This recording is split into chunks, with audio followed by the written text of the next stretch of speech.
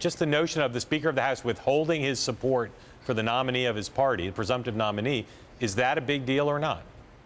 Well, Indiana was 2 days ago, and the call for party unity is perfunctory, but it's premature. Primaries are always emotional, and this one is particularly emotional because mainstream Republicans, regular Republicans, and certainly conservative Republicans are very angry at the party. So my analysis is that Paul Ryan is speaking to conservatives and saying, look, we understand that you're not about a party or a person, you're about principles. And he would like to hear from Donald Trump, as many of us would like to, particularly we who have re-registered as libertarians, more about his policy prescriptions. I don't think he has to undo anything. He has to flesh out some principles that comport with why people have supported the Republican Party in the past. Mary, when did you re-register as libertarian, and where do you stand on voting for Trump or not?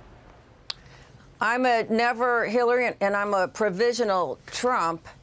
Because I like his attitude, I like his strategic chutzpah, I like that he had the gall to put macro messaging over micro targeting, and I like what I know of his economic policy. I just don't know enough, and I think he could not only win, he could win in a landslide if he would stop his high school boy antics with women. Otherwise, he's going to force suburban women to Hillary. I think he can peel off some African Americans, some non-traditional millennial voters if he on the jobs message. I think he'd be great if he reins it in a little bit. Just now, we got to go to break real quick. But Mary, you re-registered as a libertarian when?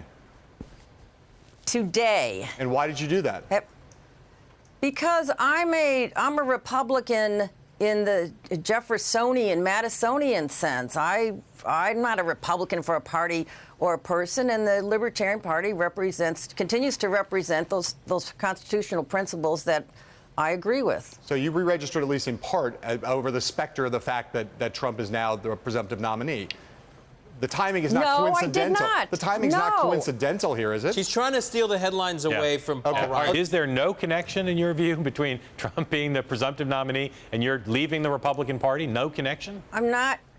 Let me make this clear, Mark and my friends there. I am never Hillary. I'm always liberty. As you know, and I've said it publicly here in many places, after 2 successive blowout elections for conservatives with a non-response from Washington, a lot of conservatives are angry with the party. The party was falling apart. I can still vote for Republicans. I will never vote for Hillary. And never Trump means always liberty. But Mary, you've left the Republican Party.